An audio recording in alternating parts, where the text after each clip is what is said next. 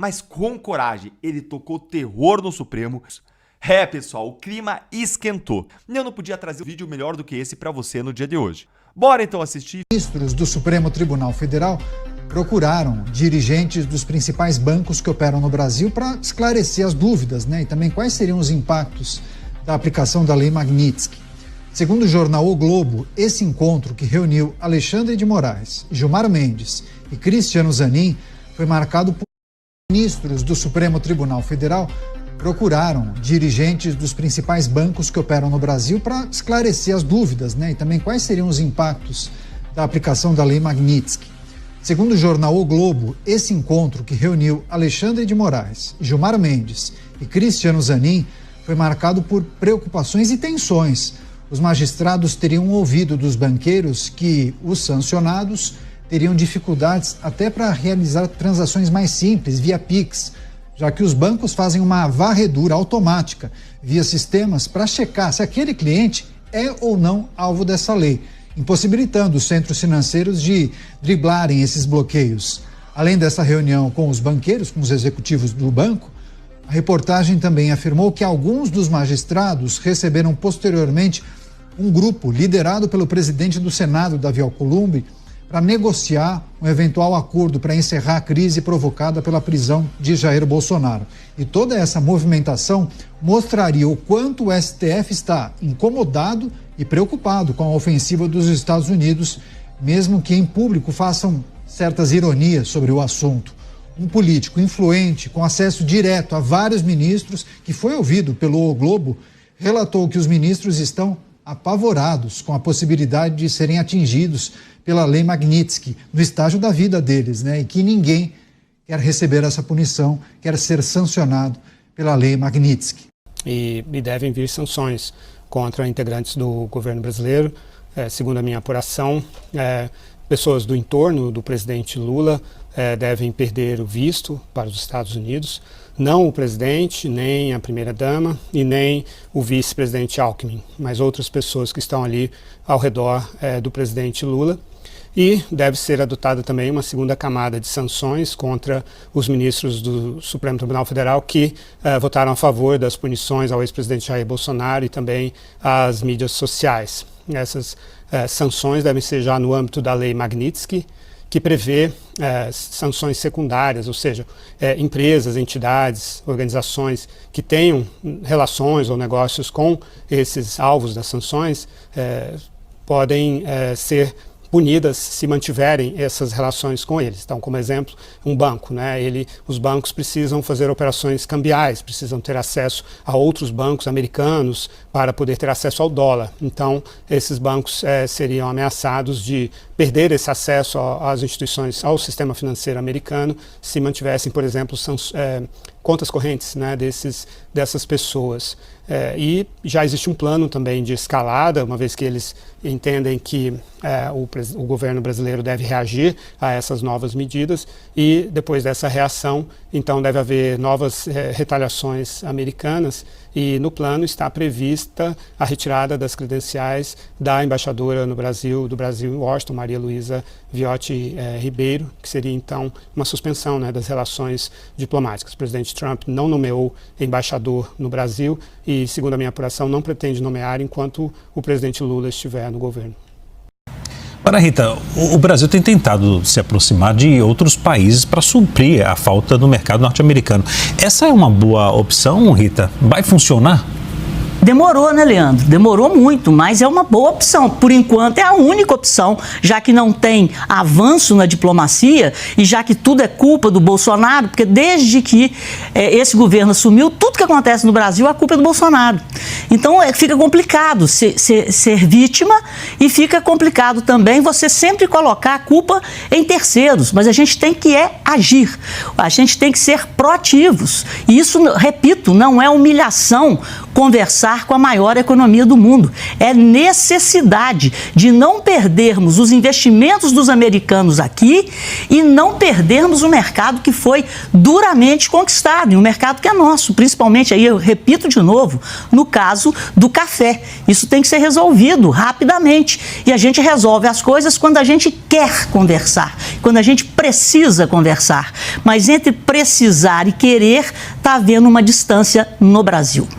O ministro Fernando Haddad culpou a oposição pelo cancelamento da reunião dele com o secretário do Tesouro dos Estados Unidos. E agora, hoje, o governo Donald Trump adiou a vigência para a tarifa, no caso para a China. O que justifica essa diferença de tratamento, hein, Rita?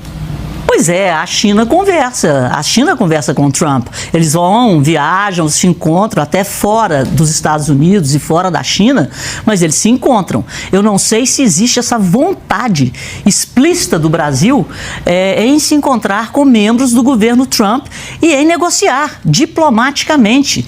É isso que a gente tem que fazer. Então eu acho que politicamente parece haver uma certa morosidade ou uma certa má vontade. É como se conversar com os Estados Unidos fosse humilhação. Eu nunca vi falar que diplomacia é humilhação. Então, se você tem um problema, e esse problema se chama tarifas, com a maior economia do mundo, não é se humilhar, conversar com a maior economia do mundo e tentar proteger o mercado que nós já tínhamos conquistado. E nesse período entre a marcação da reunião e hoje que ela foi cancelada, vamos ver aqui o que Lula fez, ou o governo Lula fez. O Lula concedeu uma entrevista à Reuters, onde ele voltou a falar da moeda do BRICS. Depois, nessa mesma entrevista, a Reuters, que nós repercutimos aqui na própria sexta, falou que o Trump quer dar um golpe de Estado no Brasil, tá? E ainda afirmou que queria que essa entrevista chegasse no Trump para ele ler. Ou seja, ele acusou o presidente americano de estar dando um golpe de Estado no Brasil e voltou a falar da moeda do BRICS. Coisa que nem o Putin manteve o diálogo. O Putin jogou no firuleibes do Lula. Falou, não, isso aí é coisa que o Lula tá falando, nós não temos nada a ver com isso. Mesmo tendo imagens do Putin circulando em 2023, em setembro, outubro de 2023, em um encontro do BRICS com o protótipo da nota, né, que seria utilizada. Mas jogou no firuleibes ali do Lula a questão. Tá bom? Não, tem mais. Depois, nós tivemos o líder do governo na Câmara afirmando que Trump é um neonazista. Sim, o porta-voz do governo Lula na Câmara dos Deputados, no Congresso brasileiro, veio a público, na imprensa, e afirmou que o presidente americano pode ser comparado a um neonazista. Talvez os petistas eles acham que as coisas que eles falam aqui é igual nos anos 80, nos anos 90, que eles mentiam à vontade pro Le Monde, mentiam à vontade em Paris, falava que tinha 5 milhões de crianças de rua. E aí ninguém ficava sabendo aqui, ou vice-versa. O que ele falava aqui, ninguém ficava sabendo lá. É sério que essas pessoas acreditam que a embaixada americana não faz clipping de mídia? Ainda mais hoje em dia, como se não fizesse naquela época. Mas hoje em dia eles acreditam de verdade que o clipping não é feito, que essas declarações são traduzidas e são enviadas diariamente à Secretaria de Estado nos Estados Unidos? Ainda mais numa situação onde a América Latina está empolvorosa? É óbvio que eles sabem. E é óbvio que quando eles colocam o Fernando Haddad para falar na emissora do regime, a Goebbels News, né, ele vai vir com a mesma conversa mole que cada vez mais brasileiros não acreditam. Cada vez mais as pessoas estão acordando e estão entendendo o que está acontecendo. Hoje mesmo saiu um levantamento que a pauta envolvendo aí Donald Trump e as tarifas e que o governo queria já caiu em mais de 70% a discussão nas redes sociais.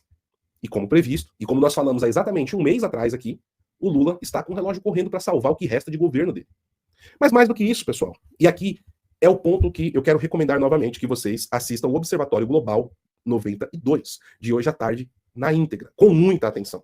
Tá? Porque é uma área pouco discutida no Brasil e que eu trouxe diversas informações para vocês, muitas baseadas nos meus estudos sobre o movimento revolucionário da América Latina, a atuação da Rússia e da China aqui no continente e como isso afeta a atual crise que nós estamos vivendo. E do que você está falando, PH? Simplesmente ontem, simplesmente não. No sábado, Vladimir Vladimirovich Putin pegou o telefone vermelho e ligou para o camarada Lula. Sim, Lula recebeu uma ligação de Putin. Conversaram durante 40 minutos. É óbvio que o briefing dessa ligação vai ser algo blasé. A gente nunca vai ter ali informação direta, ou não tão cedo, o que saiu dessa ligação. Fato é que ontem pousa em Brasília um avião sancionado, tá? Sancionado pela OFAP, que é o mesmo organismo que aplicou a Magnitsky no Alexandre de Moraes. Esse avião sancionado desde 2023, por conta de trânsito ilegal de materiais para a Venezuela, pousou no Brasil. do ministro petista, Fernando Haddad, ele pode ser sintetizado naquela máxima do filósofo americano Homer Simpson. A culpa é minha e eu ponho ela em quem eu quiser. Aliás, terceirizar suas próprias responsabilidades, construir narrativas, inventar desculpas esfarrapadas tem sido uma constante no governo Lula. Basta analisar a mudança no padrão de discurso da esquerda brasileira. Então, antes, para a gente lembrar, quando as florestas pegavam fogo, quando as vacinas não chegavam, quando os preços subiam, quando os juros estavam altos, a culpa era sempre do governo Bolsonaro. Mas agora, o recorde de incêndio na Amazônia, a queda na vacinação infantil, a inflação fora do controle, o juro, a taxa de juro mais alta aí em 20 anos, o aumento de impostos, a corrupção bilionária no INSS, nada disso é culpa do governo Lula. E daí a gente vê o ridículo dessa situação em debate. O ministro mais importante desse governo, responsável aí pela economia brasileira, não tem nem a capacidade, nem o prestígio para conseguir uma simples reunião com seu equivalente nos Estados Unidos, que é o secretário do Tesouro, o Scott Bessent. Mas o Haddad, ele é incapaz de lidar com a vergonha de reconhecer publicamente a sua própria incompetência e, por isso, ele oferece aí aos desinformados um bode expiatório para justificar o seu mais recente fracasso. E chega a ser patético, mas como nós vimos, o Haddad tenta pôr a culpa da resposta americana à política externa do governo Lula, e ele põe a culpa no Eduardo Bolsonaro e na sua suposta influência na Casa Branca. E essa narrativa do Haddad, ela está contaminada com uma das falácias mais comuns na arte da retórica, o tal argumentum ad hominem, o argumento contra o homem. Então, percebam, como a gente viu no enunciado, que o Haddad ele se refere ao Eduardo Bolsonaro como um militante antidiplomático de extrema-direita. Mas o Haddad não diz e nunca vai dizer nada sobre alguns pontos. Por exemplo, o Haddad não diz nada sobre as falas do Lula atacando o dólar, ele não diz nada sobre as ofensas do Lula contra o presidente americano, né, o qual ele chamou de nazista, de fascista. Ele não fala nada sobre a aliança do Lula com as ditaduras asiáticas e latino-americanas. Ele não fala nada sobre a tolerância do Lula com organização criminosa, organizações terroristas. Ele não fala nada sobre o apoio do Lula à censura na internet. Não fala nada sobre a compra bilionária de petróleo russo autorizada por Lula que financia a guerra contra a Ucrânia. E, principalmente, não falou e não falará nada sobre a interferência do governo Joe Biden, que foi decisiva para a eleição do Lula em 2022. Então, pessoal, em outras palavras, o Haddad ataca o mensageiro porque ele não conseguiria argumentar contra a mensagem, contra a verdade dos fatos. E convenhamos, ao contrário do que fez parecer o Dr. Zé Eduardo, o Eduardo Bolsonaro não tem nenhum poder nos Estados Unidos, exceto o poder de se expressar. Ou seja, Leandro, ele é um simples mensageiro, ele não decide nada. Então, só para fechar, vamos recapitular aqui. Quem está no governo é Lula. Quem cuida da economia é o Haddad. Quem se aliou a ditaduras foram os petistas. Quem gosta de censura na internet é a esquerda. E quem está sendo perseguido pela justiça é a direita. E é por isso que o Brasil está sendo tarifado, é por isso que autoridades estão sendo sancionadas e não adianta culpar o mensageiro. Moraes tem que de fato maneira. Olha a cara, como diz um amigo meu, de urso do pica-pau, olhando para baixo, uma semblante triste. Vamos ver a voz no Instagram. Cadê o... Pô, eu quero meu amigo do Mentiram para mim para fazer análise desse vídeo. As decisões em relação à trama golpista envolvendo o ex-presidente Jair Bolsonaro. É verdade que nós temos nos reunido para conversar sobre os efeitos dessas sanções e temos tido conversas a propósito disso, como é natural. Natural. Estamos conversando. Mas não era riso, não era piada. Não era, nunca ia acontecer. Os Estados Unidos nunca vão sancionar, mas isso não faz sentido nenhum. Nenhum incômodo quanto a decisões do ministro Alexandre de Moraes, que, como eu já disse em outro momento, cumpriu e cumpre um papel importantíssimo na defesa da democracia brasileira. E nós o apoiamos. Que genial, botaram a música do Chaves. Então, isso tem que ficar bastante claro. Nós estamos tomando decisões, e não são só decisões, ele é apenas o relator, mas estamos tomando decisões colegiadas, seja... Tá botando no toba dos colegas, mas vamos lá. Seja na turma, em nome do Supremo Tribunal Federal. E vocês se reuniram também com banqueiros, já se sabe melhor os impactos da Lei Magnitsky, e amanhã tem a reunião do Eduardo Bolsonaro na Casa Branca, temem... Cara, lembra, esses caras faziam chacota do Eduardo Bolsonaro, velho. Os caras se reuniam jantar na casa do Gilmar Mendes e chamavam o Eduardo Bolsonaro de bananinha. Eu dizia que o Eduardo ia ser o próximo presidente do Brasil. As pessoas achavam que o maluco tava repórter virando na cara do Gilmar Mendes e falando assim: amanhã o Eduardo Bolsonaro vai estar na Casa Branca. E aí, essa porra aí? E o Gilmar Mendes com essa cara. O microfone ajustou o áudio, foi isso? Gilmar Mendes com essa cara triste, sofrida, tendo que responder. Mais sanções, não só morais, mas a corte? Olha, não, peraí, essa cara aqui. Cadê? Não, eu quero esse quadro aqui. Cadê esse quadro? Não, eu quero esse quadro aqui. De dor. Eu não sou o cara... Olha aqui, olha essa cara de dor quando eu vi o nome do Eduardo Bolsonaro de sanções.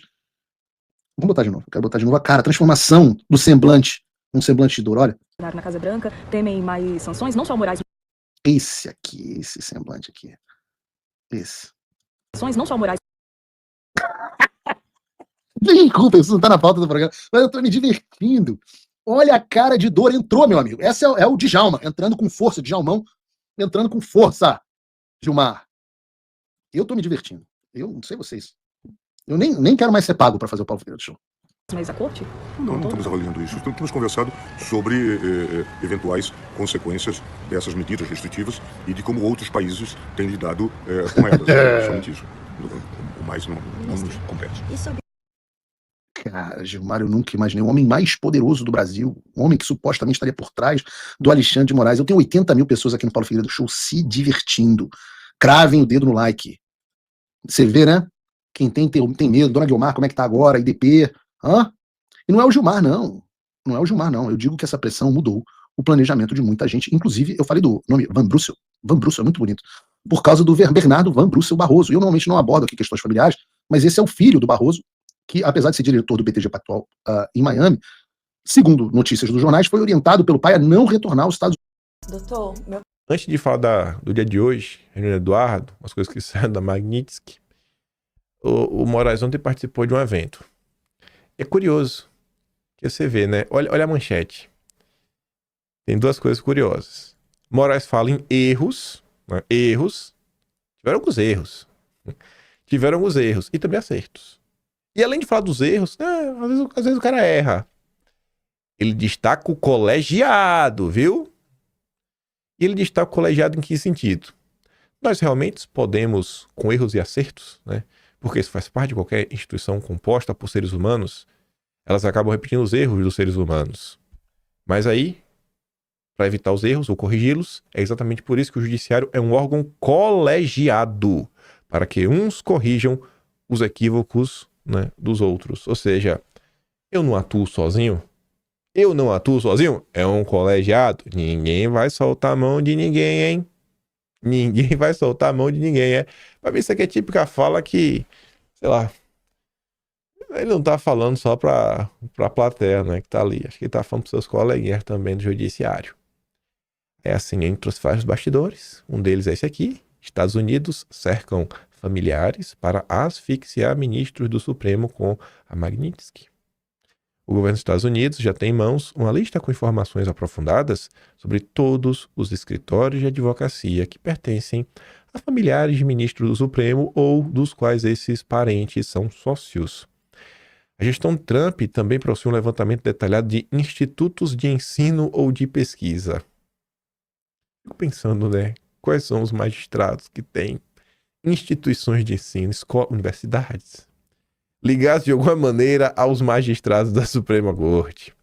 Segundo relatos feitos à CNN, o objetivo é mapear todas as possíveis ligações financeiras dos ministros e ter meios para aplicar uma asfixia financeira deles, evitando caminhos alternativos para eventual fuga das sanções previstas na Magnitsky. Por enquanto, não há previsão para aplicar Magnitsky contra outros ministros do Supremo, fora Moraes. No entanto, caso os Estados Unidos resolvam sancioná-los, o mapa estaria pronto.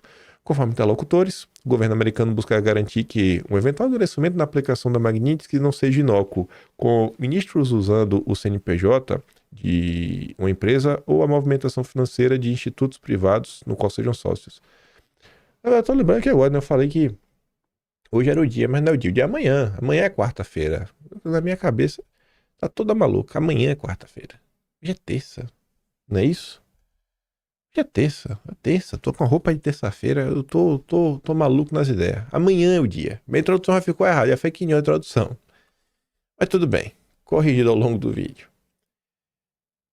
Ministro do Supremo temem ser alvo de punições financeiras com base na lei Magnitsky. Mais uma nota, né? Temem. Apavorados. Mas publicamente, não, tá de boa, pega nada. Uma das sanções vislumbradas é a proibição de realizar operações financeiras com empresas sediadas nos Estados Unidos. Isso poderia afetar, em tese, o hábito de alguns ministros de proferir palestras em eventos. Se o patrocinador tivesse sede nos Estados Unidos, não seria possível contratar um ministro no caso de aplicação dessa punição. Como mostrou o Estadão, em setembro de 2024, o mercado de palestras rende cachês de até R$50 mil por hora para ministros do Supremo, STJ e TST. Mas também com tanto conhecimento que eles têm, né? 50 mil é até pouco. Tá passando no Twitter, né? Toda vez que eu vejo exame, eu só lembro do André Esteves. Eu não consigo esquecer que o Dedé, o BTG, comprou o exame em 2019. O Banco do Brasil cai quase 7%, com números fracos e rumores sobre a Magnitsky. Rumores, né? Que rumores são esses? O que vai acontecer, né? Talvez a coisa mais fora da caixinha do dia de ontem. Uma notícia meio triste aí do filho do ministro Luiz Roberto Barroso, presidente do Supremo. Um menino assim com certeza será uma pessoa brilhante, né? Uma carreira brilhante, uma pessoa brilhante. Filho de Barroso do Supremo decide não retornar aos Estados Unidos para reassumir cargo no BTG após sanções de Trump. O executivo Bernardo Van Brussel Barroso, filho do Barroso, decidiu não retornar aos Estados Unidos, onde ocupava o cargo de diretor associado do banco BTG Pactual em Miami. Eu não sei qual a parte mais curiosa, mais legal da notícia. Se é ele não ir para os Estados Unidos ou a gente descobrir que ele era diretor associado do banco do Dedé. Rapaz, o Dedé é brabo, viu? O Dedé é brabo demais. A decisão, segundo interlocutores, foi tomada com forma de precaução, né, em meio à questão das sanções, suspensão de visto. Embora formalmente nem o presidente do Supremo nem seu filho tenham sido notificados pelo governo americano sobre a revogação de seus vistos, o ministro Barroso pediu a Bernardo que retornasse ao Brasil para evitar ser barrado na volta aos Estados Unidos. O executivo já está no Brasil, segundo pessoas familiarizadas com o assunto, permanecerá no Brasil. E eu não esperava algo diferente. O Dedé manteve o vínculo dele, né? Com certeza, uma pessoa brilhante como essa jamais ficaria desempregada no BTG. Nossa. O filho de um governador trabalha no BTG. E agora a gente sabe que o filho de um ministro do Supremo também. O Dedé é o Dedé, viu? O Dedé não é o Dedé à toa. O Dedé não é o Dedé à toa. Enfim, né?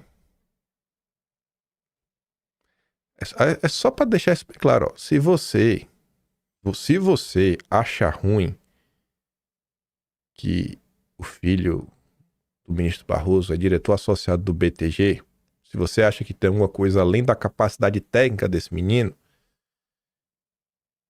como é que você lida com a questão, né, do filho do Tarcísio? Né? Você pode falar, não. Aquela coisa, né? Não dá pra reclamar, né? Não, é o Dedé. No final do dia é o Dedé. Todos os caminhos levam ao Dedé. Estados Unidos planejam novas sanções ao Brasil, diz filho de Jair Bolsonaro. O deputado Eduardo Bolsonaro prevê que Trump aumentará as penas no julgamento do ex-presidente por acusações de golpe. Fala do Eduardo, hein? Eduardo, matéria, capa, né? Manchete. Capa não, né? Manchete do Financial Times. Duda Lima não consegue descolar uma entrevista. Não. Descolar a entrevista até muito. Duda Lima sequer fala do Eduardo nas redes do PL. É banido falar do Eduardo. Não pode, é proibido. Joga contra. Quem dirá arrumar uma entrevista? Enquanto isso, um dos jornais mais famosos do mundo coloca Eduardo na manchete. Será que isso aqui é pouca coisa? Nunca vi o Valdemar na manchete do Financial Times. Nunca vi o Kassab, nunca vi o... Não, o Temer já porque foi presidente do Brasil, né? Deve ter alguma manchete contra o Temer. É pra poucos, viu? O aviso de novas sanções dos Estados Unidos não surge do nada. No exterior, o Brasil já é visto como ativo tóxico, reflexo de uma crise institucional que a Faria Lima insiste em tratar como ruído político. A prova que isso daqui tem um peso grande é que o Estadão fez uma matéria para falar que Eduardo é manchete no Financial Times. Financial Times, Eduardo Bolsonaro prevê novas sanções dos Estados Unidos ao Brasil por julgamento de Bolsonaro. Fala do Dudu, vai. Fala aí do Dudu. Fala do Dudu. O menino é brabo, viu? Esse fritador de hambúrguer é dos bons. Outra matéria que saiu ontem ainda, né? Não hoje, dia 11. Mas o Jason Miller fez esse tweet agora às 5h34 da manhã. Ele deu destaque a essa matéria do The New York Times. E ele coloca um parágrafo. Moraes prendeu pessoas sem julgamento por ameaças feitas online, bloqueou veículos de notícias de postar conteúdo crítico a políticos e ordenou a remoção de contas populares de mídia social, ao mesmo tempo em que se recusou a explicar como elas ameaçavam a democracia. Isso é um trecho dessa matéria. Essa matéria é escrita por uma senhorita, Ana Ionova, correspondente no Brasil, que passou vários anos cobrindo a luta do país contra a desinformação, né? A luta do Brasil contra a desinformação. Toda a opinião que ela traz, até as pessoas que elas consultam, é só para referendar a posição do Supremo. Ainda que tenha, né, esse parágrafo. Agora, duas informações curiosas que ela traz, que até então são inéditas. Ela fala o seguinte, 9 de julho, Trump enviou uma carta ao Brasil ameaçando impor novas tarifas punitivas. Desde então, pelo menos 2 empresas de tecnologia se reuniram com juízes do Supremo. De acordo com 2 pessoas com conhecimento das negociações que insistiram no anonimato para discutir assuntos delicados. O que é que Eduardo falou agora? Eu passei no vídeo de anteontem, ou 3 dias atrás, que, olha, gente, não acredite tudo que é discurso público. Discurso público é uma coisa, nos bastidores a coisa está movimentada. Passado alguns dias, a turma que estava tudo de boa, a gente sabe da reunião do dia 5, com Dedé e outros banqueiros, na casa do Rodrigo Maia. A gente está sabendo agora. Houve diálogo, não está registrado em agenda com as Big Techs. Então parece que realmente os bastidores seguem bem movimentados aí na política brasileira. Um dia antes de Trump concretizar as ameaças de impor tarifas ao Brasil, as empresas de tecnologia, incluindo Google e Meta, se reuniram com a Alckmin. Isso porque o governo Lula não vai ceder, não vai negociar nada. Vai vendo. Aí chegamos em outro fato do dia de ontem que é meio curioso, que eu sou muito sincero para vocês que eu não sei como ler. Se o Fux tentando vender o passe dele para avisar, me deixa fora aí da Magnitsky, viu? Me deixa fora aí de sessão. Dependendo de mim, Bolsonaro tá solto.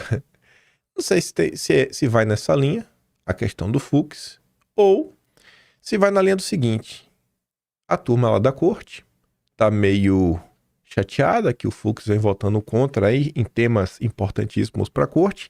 Aí eles falam, o Fux tá votando contra a gente. Vamos colocar isso aqui na imprensa, né, que o Fux quer empurrar o julgamento de Bolsonaro, quer pedir vista, pra gente colocar meio que a peste nele de bolsonarista, porque vocês sabem, né, a imprensa odeia bolsonarista. Então vamos bater no Fux. Vamos colocar a mídia para fazer pressão contra ele. Então, eu não sei qual dos 2 caminhos, né, isso daí vai. Sei que o pessoal comentou muito isso ontem, né? Fux pode empurrar o julgamento de Bolsonaro para 26. São fortes os sinais que Fux vai pedir vistas e basta uma pequena espichada para que se chegue a março do ano que vem. Esse assunto cresceu tanto no dia de ontem que o Caio Junqueira foi atrás. E o pessoal começou a comentar, o pessoal começou a bater. E aí, Fux, vai ou não vai? Vai ou não vai? Fux não deve pedir vista, mas pode divergir sobre Bolsonaro. Enfim, né? Fux afirmou a interlocutores que não pretende pedir vistas no processo de Bolsonaro, mas indicou que deve apresentar um voto divergente em relação do relator. A possibilidade de um pedido de vista de 90 dias vinha sendo cogitada por aliados de Bolsonaro, o que poderia adiar a conclusão do caso para o ano eleitoral de 26. No entanto, Fux tem reiterado que não fará esse movimento. Se ele falou que não ia fazer isso, então por que virou notícia? É porque o Fux quer propagandear que ele tá do lado certo ou do lado errado, que não tem unidade, ou o pessoal tá tentando queimar o Fux? O pedido de vista só pode ser feito após o início do julgamento e depois da apresentação do voto do relator. Apesar disso, o Fux tem sinalizado a aliados que seu voto será divergente, especialmente por discordar da tese da PGR, que relaciona, por exemplo, a reunião de Bolsonaro com embaixadores, na qual atacou o sistema das urnas, aos atos do 8 de janeiro. Essa tese é meio difícil, né? Não, lá em 2021, nossa senhora. Fux também tem demonstrado incômodo com o que considera uma pressão interna na corte, para que o julgamento seja unânime. Segundo ele, o Supremo tem se exposto mais do que o necessário em decisões relacionadas ao caso.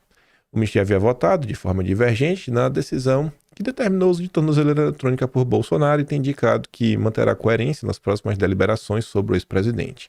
Procurado, Fux não quis se manifestar. Aí eu falei pra você na introdução que essa questão do Fux ganhou um componente eleitoral, né?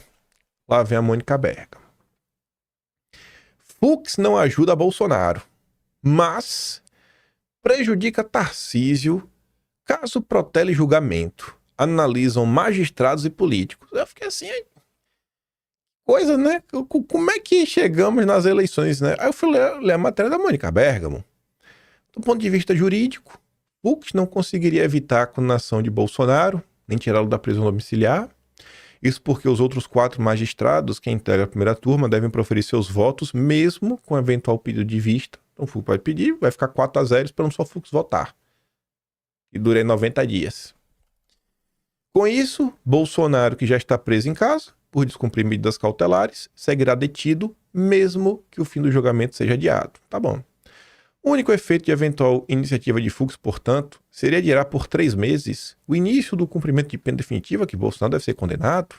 Depois do prazo, Fux tem que apresentar o seu voto de acordo com o regimento do Supremo.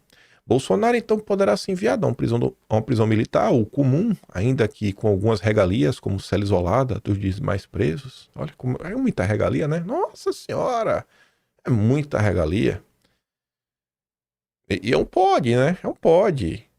Não sei, pegar uma galera boa aí, Comando Vermelho, PCC, uma série superlotada, joga lá Bolsonaro no meio. Porque não pra dar exemplo, né? Ô país miserável. Já do ponto de vista político, os efeitos devem recair sobre o governador de São Paulo, Tarcísio. Pronto. A Mônica Bergamo deu toda a explicação para agora. Falou tudo isso para entrar na explicação agora. O projeto de sua candidatura presidencial, alentado por alguns de seus aliados, teria que esperar pelo desfecho definitivo do processo contra Bolsonaro. Isso porque Tarcísio não pode admitir uma candidatura a seu endosso de Bolsonaro sob pena de ser considerado um traidor. Com isso, o governador que até agora afirma que pretende disputar a reeleição em São Paulo teria que adiar qualquer plano de voo maior. Líderes do Centrão já trabalham para convencer Bolsonaro a indicar de uma vez que Tarcísio será o seu candidato, mas Bolsonaro e a família resistem. Esse papo aí do Centrão não é novo. E aí vamos falar um pouco sobre isso, política. Lauro Jardim, porta-voz do mercado financeiro, como você já sabe muito bem, tinha dito agora, né, domingo. Aliados, baita aliados esse, hein? Defendem que Bolsonaro antecipe a escolha de nome que apoiará em 26. Pronto. Depois da declaração da prisão, políticos que o apoiam, como quem? Valdemar, nossa, super apoiador, né? Ciro Nogueira, Ciro Nogueira. Ciro Nogueira é demais. E outros avaliam que Bolsonaro deveria antecipar a escolha, né? Antes, eles achavam que o prazo ideal era dezembro. Agora, querem que o escolhido, né? Dentro de 2 meses. Bolsonaro já está ciente dessa ideia, mas não deu resposta. Imagina a quantidade de gente que vai lá e fica buzinando no ouvido dele. Bolsonaro, Bolsonaro, Bolsonaro, ó, Bolsonaro, Bolsonaro, Bolsonaro, Bolsonaro, Bolsonaro, Bolsonaro, Bolsonaro. Será que tem clima para Bolsonaro tomar uma decisão calmo, sabe? Com reflexão, sem o calor do momento, sem nada? Esse povo é abutre demais, viu? São abutres. Aí ontem, o bastidor traz mais informações também. Ciro incomoda. Não é Ciro Gomes que incomoda, não. É o Ciro Nogueira. Cirinho, né, tá ali, né? O entorno de Bolsonaro está incomodado com o Ciro Nogueira. Entusiastas da candidatura de Tarcísio, né, a 26, Ciro tem insistido para Bolsonaro desistir de dizer que será candidato a antecipar seu apoio. Por isso que eu falei para vocês outro dia, né, que assim, irmão, meu candidato é Bolsonaro. Porque enquanto tem uma parte que diz, não, eu vou votar em quem Bolsonaro quiser. Tem 1001 pessoas que estão o seguinte, Bolsonaro escolhe Tarcísio, Bolsonaro escolhe Tarcísio, Bolsonaro escolhe Tarcísio. Eu falo, então, mano, não vou esperar Bolsonaro escolher, não, Bolsonaro, eu quero você. Vai lá você, vá leve até o fim, Bolsonaro. Se não for você, é o Eduardo. Óbvio que eu vou votar nulo. Escolher outro, é isso aí. Voto nulo jamais. Lula menos ainda. Mas você vê, porque tem um pessoal que trabalha ativamente. E não é um negócio em prol do Brasil. Você vê, ó. Ciro Nogueira discorda de 2 pilares da estratégia de Bolsonaro.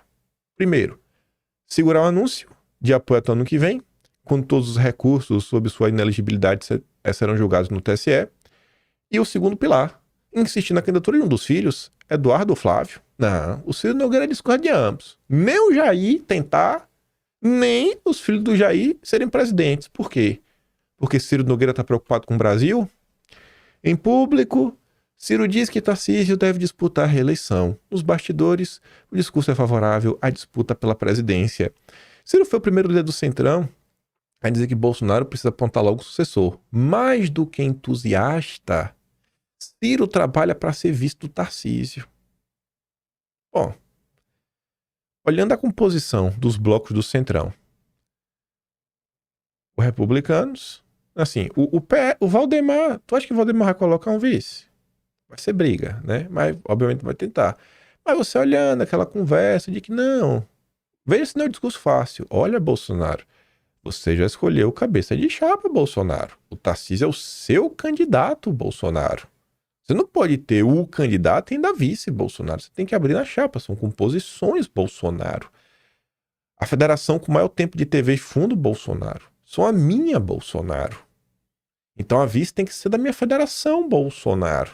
A União Brasil, PP, Bolsonaro. E eu serei o vice, Bolsonaro. E mais, Bolsonaro. Eu já estou trabalhando para inviabilizar o Caiado, Bolsonaro, que é da União Brasil, que é da minha federação, Bolsonaro. Eu estou abrindo mão do meu candidato, Bolsonaro, para apoiar o seu. Quem quer rir tem que fazer rir. Não pode ser só o venha a nós, né? Tem que ter o vosso reino. Ai, o Centrão é lindo. Recentemente, Bolsonaro disse a um deputado do PL que não vai ceder à pressão e que sabe que Ciro trabalha para ser o vice do Tarcísio. Tá todo mundo sabendo. Isso aqui é notícia que tem mais de ano. Tem lá desde o início de 2024. Notícias do Estadão comentando sobre isso. Ciro Nogueira. Gente, se já tem mais de um ano, já tem muito mais de um ano que sai notícia sobre Ciro Nogueira querer ser vice 26. Tu acha que um cara desse trabalha para Bolsonaro tá solto, tá livre? Como é que você pode, ao mesmo tempo, trabalhar para Bolsonaro ser solto e verdadeiramente, sabe, ter um julgamento justo se você trabalha para ser visto de outra pessoa? Não dá, né? Ciro Nogueira tá esculhambando. Tá esculhambando. Você vê como ele tá despivitado. Ciro Nogueira. Tarcísio, se for candidato, o Lula nem disputa com ele. Aí eu achei muito estranho as falas do Ciro Nogueira, que ele fala assim, ó, se o pai chamar, ele não vai virar as costas. E São Paulo vai entender, afirmou Ciro Nogueira, ele está seguindo esse script. Pode dar muito certo, se tiver o apoio do nosso capitão. Não entendi muito bem esse papo de script, né? Uma coisa é certa, eu conheço o presidente Bolsonaro como poucos, ele confia no Tarcísio, seja para o governo, para o presidente. Se ele não puder ser candidato, vai escolher em Tarcísio, Ratinho, Caiado, Zema, alguém da família, como Flávio ou a Michele. E o Eduardo! O Eduardo Ciro Nogueira! Não tem Eduardo Ciro Nogueira? Rapaz, velho. Ô bicho lazarento esse Ciro Nogueira. Aí, isso aqui também, nos últimos dias. Dos últimos dias. Foram coisas que não deu pra gente ir comentando, né? Não tava dando pra comentar. Não sobrava tempo. Ó, escute essa. Centrão espera a decisão de Bolsonaro para deixar o governo, né? Que decisão de Bolsonaro, hein? Qual é a decisão? Qual a decisão para deixar o governo? A prisão domiciliar do ex-presidente Jair Bolsonaro acentuou a expectativa dos partidos do Centrão para que ele escolha o quanto antes quem vai ser, então, o candidato à presidência pela direita com o aval de Bolsonaro. E somente com essa definição é que as legendas que hoje mantêm um pé em cada canoa, um pé no bolsonarismo e outro no governo Lula, vão desembarcar da gestão federal. Ou seja, o que eu estou dizendo, se Jair Bolsonaro, só quando Jair Bolsonaro escolher quem vai ser o candidato, é que partidos como o PP, União Brasil, entre outros partidos do Centrão, MDB, vão desembarcar, sair do governo federal e abrindo mão, né, de ministérios, de cargos. Tá vendo, né? Olha a pressão, olha Bolsonaro. Pra gente começar a guinada contra o outro depende de você. Veja como tudo depende de Bolsonaro, gente. Nossa senhora. Olha a pressão psicológica. Mas calma que não para aí. Aí continua. Ao longo dessa semana, eu conversei com diversas lideranças do Centrão, que apontaram sempre a mesma condição. Qual que é a lógica? Por que que essa é uma condição? A lógica é o seguinte, não haveria possibilidade de unir as legendas de centro para apoiar o projeto da direita sem que se saiba por quem eles vão lutar, sem que tenha a previsão de quem que vai ser o piloto do projeto, né? O piloto do avião.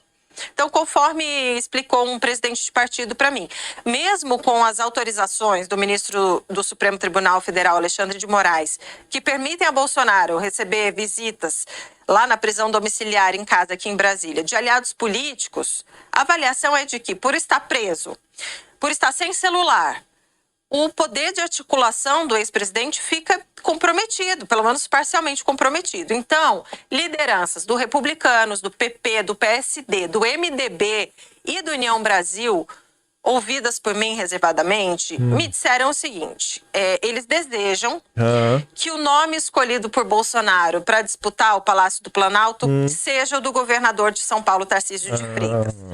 E por quê? Por quê? Apesar deles reconhecerem que o ex-presidente Bolsonaro tem um espírito meio desconfiado, não confia em todo mundo, e que ele ficaria mais tranquilo, confiaria mais em indicar alguém da sua própria família para disputar a eleição no lugar dele, essas fontes falam a mesma coisa. Elas avaliam o seguinte, o ex-presidente Jair Bolsonaro não pode correr o risco de perder a disputa do ano que vem. Ou seja, ele não pode correr o risco da esquerda ganhar novamente. E que eles têm que vir com o candidato, mesmo que não confie tanto, tem que vir com o candidato mais competitivo. E de acordo com pesquisas de opinião, hoje, cenário de hoje, o governador de São Paulo, Tarcísio de Freitas, é o nome que aparece com mais competitividade em relação ao presidente Lula, que lidera as pesquisas. Só que Tarcísio tem uma grande vantagem, inclusive em relação ao presidente Lula, que ele tem baixa rejeição. Então a avaliação é o seguinte, olha, se Tarcísio de Freitas for o candidato, na hora os partidos do Centrão desembarcam do governo federal. Você vê que ela fala, né? Eles sabem que Bolsonaro é uma pessoa meio desconfiada, confiança. Você vê ela falando sobre isso, né? O que é que o Ciro Nogueira fala? Eu conheço Bolsonaro com poucos, ele confia no Tarcísio. Sabe, olha a necessidade de afirmar que existe uma confiança. E eu falando da desconfiança. Você vê como as coisas vão se completando, né? Rapaz, é surreal. Ninguém quer ver Bolsonaro solto. Todos eles trabalham para enfiar Bolsonaro na cadeia. Todos eles trabalham para enfiar o Jair na cadeia. Bando de desgraçados é o que vocês são. Todos vocês do Centrão. Aí, Lauro Jardim, né, ampla... E você vê, inclusive, as teses, né? Quantos meses eu tô falando pra vocês, gente, o próprio Duda Lima vem colocando pra frente, ó, tem que escolher alguém e tudo mais, ó, rapaz, se escolher errado, hein, o candidato, aí vai ficar no Bolsonaro, né, não é só pro Brasil, mas pra situação dele mesmo, vai ser perseguido. Eles já dão como certo que Bolsonaro vai ser perseguido. E eles fazem esse terror psicológico. Você vê, é 100% de alinhamento. Duda Lima, Ciro Nogueira, Marcos Pereira, Baleia Rossi. Aí vem Lauro Jardim, porta-voz do mercado financeiro. Ontem de manhã, dá notícia sobre o mercado. Faria Lima almoça com seu candidato preferido à presidência da República. Faria Lima tem almoço com seu candidato preferido, marcado para o próximo sábado, na casa de Alexandre Betâmio, co-head de Investment Bank Global do BOFA, né, Bank of America, na Fazenda Boa Vista. Talvez não seja necessário dizer quem é o preferido da turma, mas para quem tem passado uma temporada em Marte, lá vai. Tarcísio de Freitas. Por que cargas d'água alguém ia fazer um almoço para o Tarcísio, né? Agora, no momento atual. E lá vai o Tarcísio. Queria ver Tarcisão, né, o Torcísio aí, o brabo, chega lá no almoço desse falar da anistia, falar dos abusos do judiciário. Mas não vai, né? Eu duvido que o Tarcísio vai falar isso. Aí a Mônica Bergamo depois, né, compartilha isso também. Banqueiro organiza almoço para Tarcísio às vésperas da condenação de Bolsonaro. O setor financeiro e empresário de diversas áreas apostam o nome Tarcísio para concorrer contra Lula. Enfim, né? Eu espero que as pessoas se perguntem por que o mercado financeiro, que odeia o bolsonarismo, que trabalha por já ser preso, quer tanto o Tarcísio presidente, né? O que é que o Tarcísio tem que essa turma gosta tanto? Qual é a agenda que o Tarcísio tem, que o Tarcísio vai colocar pra andar, que essa turma aí que a direita odiava até então, né? Apoia tanto o Tarcísio. Nessa linha de questionamentos, o Marco Centro ontem veio perguntar: onde anda Paulo Guedes? O que ele acha da situação atual? Sinto falta da opinião dele. Também sinto. Tem gente que falou que Paulo Guedes não tem que falar nada, não. Eu acho que tem que falar. Acho que tem que falar. Petista? Ah, eu quero ver petista fora do governo. Ministro petista fora do governo. Se não tá dando opinião, se não tá participando do debate público. Gente, quando chega pra discutir, sei lá, pensa na época do Fica em Casa. Quando você dava uma opinião, por mais que você estudasse, apresentasse artigos, etc, tudo mais, você é médico? Você tem algum título para a galera te levar em consideração? O título tem um peso no debate público. Quando é um economista opinando sobre economia, né, a turma olha de outra forma. Isso é óbvio. De toda a equipe econômica do governo Bolsonaro, só o Adolfo Saxida se posiciona aí sobre os abusos, em especial das questões ligadas aí ao 8 de janeiro. Antes de falar, tem umas coisas que... Esse vídeo aqui eu depois do play. Esse vídeo é um pouco mais longo. Só pra falar umas coisas rápidas, umas coisas positivas, e falar sobre se questionar, a direita se questionar. A CNN mostra aqui um levantamento. Nunca tivemos tantos bolsonaristas assumidos no Brasil. Você vê, colocou ali os números. Estão basicamente empatados. Prisão de Bolsonaro reunificou a direita. Eduardo vem ganhando muita força, muito apelo. O que incomoda o Centrão. A pesquisa aqui do IBESP, por exemplo, mostrou aqui, né, um cenário de voto estimulado, primeiro turno. Você vê que a força do Eduardo, que é deputado, não conta com o apoio de ninguém. Só de quem? De vocês, da tia do Zap. Do Paulo Figueiredo, eu. Não sei, nem outro grupo aí que tá falando campanha aberta para Eduardo. Eduardo já tá ali, ó, empatado na frente do Lula. Então, assim, vender essa história que, Eduardo não tem força política, não tem nada. Fica igual Ciro Nogueira, que só fala o nome da Michelle ou do Flávio. Cara, é uma espiral do silêncio em torno do nome do Eduardo. É uma espiral do silêncio em torno do nome do Eduardo. O Paulo Figueiredo diz, né? A nova série de pesquisa da IBESP mostra que a narrativa contra Eduardo fracassou. O povo entendeu que as tarifas dos Estados Unidos foram resposta às ilegalidades do Supremo. Isso eu preciso depois mostrando sobre isso. Metade dos brasileiros apoia as sanções. Eduardo é o nome mais viável da direita, empatado com Lula, mesmo com Tarcísio na disputa. Mas se o Tarcísio não estivesse na disputa? Só assim, Lula, Eduardo, Ciro, nenhum. Acho que Eduardo absorvendo grande parte que do voto Tarcísio está na frente do Lula. Aí, para falar sobre questionamentos, tava revisitando umas coisas nos últimos dias. Aí tava vendo um bate-papo do professor Olavo com o Yuri Vieira. Esse bate-papo tem 18 anos, é de novembro de 2016. Eu tava vendo lá, parte 4, das coisas curiosas, que eu acho que encaixa bem no momento atual.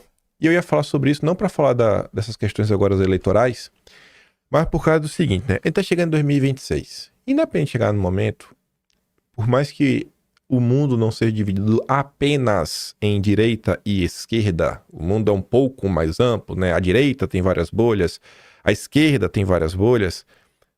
Aquele orelha seca que não acompanha muito política, ele vê a coisa meio binária, um lado e com o outro. E já tem alguns meses, mais de ano na verdade, que vem ocorrendo vários debates, gente.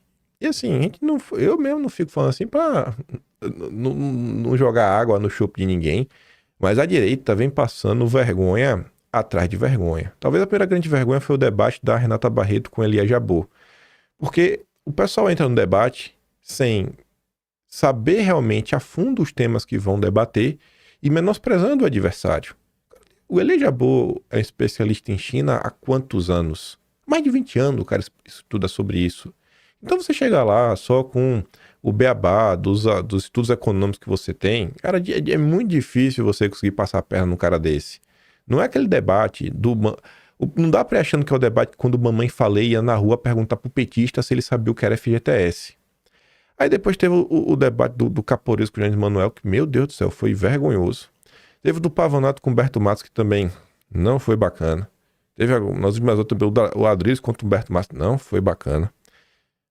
De todos os debatedores, assim, pra mim, o melhorzinho foi o Fernando Holliday, que mostra ali que ele tem um certo estudo nessa questão, né, enfim, de racismo, etc, tudo mais, a luta dos negros do Brasil, que eu acho que isso é o melhor.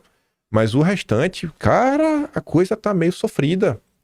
E aí eu vejo, né, observando, a gente comenta aqui em vídeo, que o mundo vem mudando muita coisa, e essa galera que fica meio presa naquele discurso de sempre, do liberal conservador, só citando chavões, repetindo, né, frase de efeito, cara, isso é complicado, né? E aí uma hora a coisa muda. O povo que fala tanto do Olavo, né, que quebrou aí barreiras, né, tinha uma barreira gigantesca, intransponível, ele foi lá, abriu uma brecha, entra, começa a debater com várias pessoas, começa a mostrar superioridade de um lado, tanto em termos morais, em termos lógicos. E aí a galera, não sei, acho que a galera às vezes acha que é o Olavo de Carvalho, só que não é, né? A intelectualidade tá deixando muito a desejar. Aí eu tava vendo isso daqui, tem um trecho que eu acho que vale muito a pena a gente ouvir. E aí conecta com essa questão dos questionamentos, né? Questionamentos. Vou botar aqui no 1,25, que eu acho que vai de boa. Se alguém se propor... aqui, ó. Como você acha que deve ser a formação do intelectual hoje no Brasil, se alguém se propor a isso como projeto pessoal? Não, isso eu já tenho, como é que se diz? Ensinar na prática. Esses grupos de estudantes que eu oriento, eu dei para eles a receita tal como eu a entendo. Tá certo? Então, a primeira coisa que tem que distinguir quando é a formação do intelectual verdadeiro, onde é desses charlatães vigaristas que estão na praça, é que na formação do indivíduo, onde é a formação da personalidade dele tem que vir junto. E tem que ser uma personalidade todinha montada em torno do valor da verdade, da busca da verdade. Não dessa ou daquela verdade em particular. Você não pode passar o conteúdo da verdade para o sujeito. Por quê? Porque o nosso conhecimento da verdade é deficiente. Então nós não podemos fazer com que aquela parte que nós pegamos se torne, que seja imposta a um outro. Mas o valor da verdade, que ele tem que buscar e descobrir por si mesmo, isso tem que ser a base da construção da personalidade dele. Assim como para outras pessoas. O que ela tá falando na primeira parte, ó, cara, e hoje uma coisa que eu acho que falta muito é buscar a verdade acima de qualquer coisa. Não é estudar em busca de viés de confirmação. Cara, vai lá, estuda, entende o que tá ali, de verdade. Aí depois você monta sua opinião. Não vai lá, assim, eu lavo sempre uma vez, cara, não pega o livro de Marx lendo para refutar. Vai lá e entende o livro. Vai em busca do que realmente tá ali. Aí depois você vai lá e pensa, mas olha, de coração, tenta encarar as coisas, sabe? Da forma como elas realmente são, não da forma como você quer que as coisas sejam.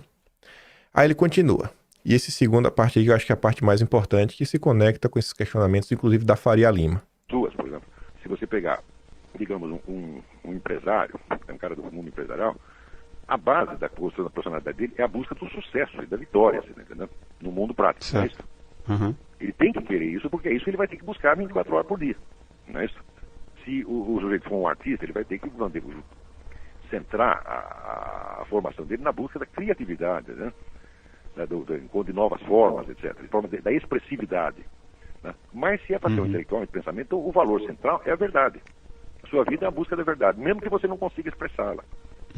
Então, em torno da busca da verdade, tomada não é como atividade profissional, mas como modo de ser, como personalidade, quer dizer, como valor introjetado, existem, vamos dizer, os meios de busca da verdade que foram criados ao longo de milênios de civilização. Então, você é a pessoa, se ela realmente quer a verdade, ela tem que se prover de todos os meios e instrumentos que foram criados para isso, todos eles, o máximo que ele possa, você está entendendo? E tendo esses meios, daí em seguida, na verdade não é em seguida não é no sentido temporal, mas no sentido lógico, aqui é lógico, tem que ter, vamos dizer, os materiais dos quais ele vai se cercar para buscar a verdade sobre o que ele quer. Então eu vou te dar um exemplo. Exemplo. Exigência mínima dos estudos é o que se chama, desde o tempo de Quintiliano, se chama o status questiones, o status da questão. O estado da questão é o seguinte: você está estudando determinado problema, você tem que conhecer toda a evolução dos debates a respeito, desde que começou até hoje.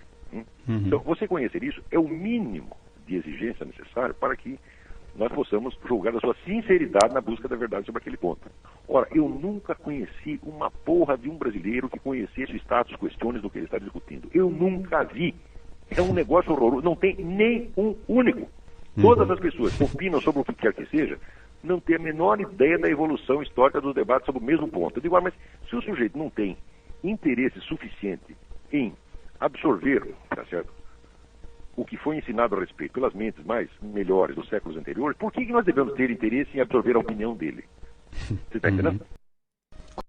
Aí você se perguntar, o que é que tem a ver, né, a história do debate com essa questão, né, de entender os interesses da Faria Lima? Deixa eu ver, acho que tá aqui. Deixa eu ver. Acho que é esse aqui. Dá uma olhada. É esse aqui mesmo.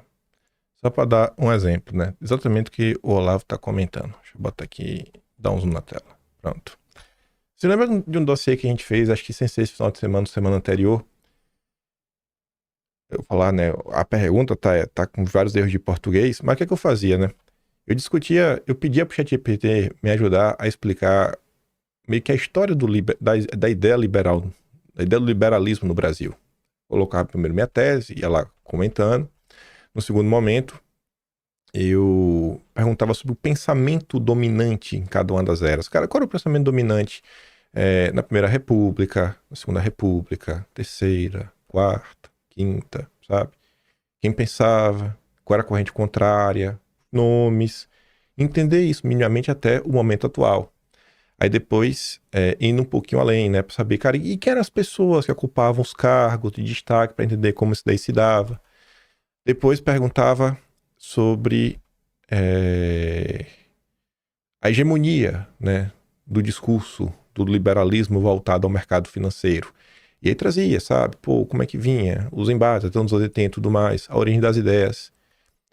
E eu coloco isso aqui para relembrar exatamente. Cadê? Deixa eu voltar para o vídeo. O momento que nós estamos no Brasil hoje. Pega esse exemplo aí dos debates, inclusive o daqui para frente. Pensando aí, 1º de janeiro de 2027, quando o governo de direita voltar.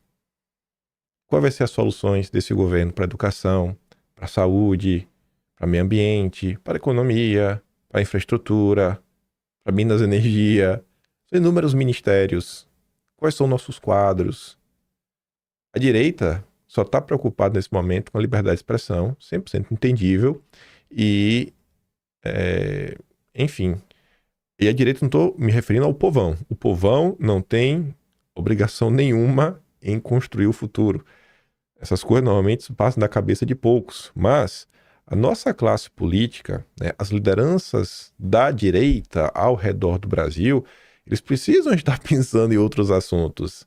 Porque na hora que chegar na cadeira, não dá para começar a pensar na hora que chegar na cadeira, ou só, sei lá, nos 2 meses antes da eleição. Tem que pensar, tem que entender as coisas. Se você entende, sabe, a origem de determinados assuntos, a origem de determinadas, sei lá, práticas, você começa a entender melhor até por que determinados grupos políticos têm determinada preferência ideológica, porque, sei lá, esse setor apoia mais à direita, porque setor, por exemplo, agronegócio. Acho que é fácil de entender porque está mais ligado à direita. É só a gente parar e pensar no MST, né? O que é que o MST já aprontou ao longo do tempo? Então, é começar a registrar, colocar as coisas, né, ao longo do fluxo do tempo, para entender. E isso não só para o debate, assim, debates densos, intelectuais, até para o debate, mas também entender a questão da política, sabe? Olhar as coisas em perspectiva. Sabe, poxa, desde quando Ciro Nogueira está trabalhando para ser o vice? Qual é o interesse dele? Né? O que vai saindo na imprensa? Quais são as movimentações? Para você chegar em determinado ponto, né? Sempre buscando realmente entender. Não leia as coisas que saem na imprensa só com viés de confirmação. Você torce para dar certo, aí você lê e fala, eita, é aí, ó. Cara, assim, dificilmente, né? Não existe uma tendência de você chegar na verdade. Enfim, deixei de reflexão. Para bom entendedor, né? Meia palavra basta. Eu fico por aqui. Manda esse vídeo lá no Telegram, você escuta de novo. O áudio dele acho que tá um pouco mais baixo, que não tem como aumentar o áudio. Tava no máximo já. do que em relação à minha voz. E é isso. Amanhã ainda é quarta-feira. Nossa, achei que já era hoje já. Tô meio perdido nos dias. Vamos ver o que é que essa semana espera, né? Eu acho que confusão mesmo só na outra. Não sei se a gente vai ter muitos acessos aí, sei lá, bastidores do que foi discutido lá na reunião de Eduardo, que vai acontecer no dia de amanhã. Não sei que todos vocês estão ansiosos, porque eu também tô. E é isso, né? Fico por aqui, fiz meu trabalhinho, que já dá um pouco mais, passar membros do canal, tem um Tony Valeu, tem um P na descrição, tá o link na descrição aqui do Telegram, que eu mando sempre os vídeos que eu dou play, e tem um Atlas, kimpaim.com.br. Vejo vocês amanhã, aquele grande beijo e abraço, tamo juntos, valeu meus amigos, fui!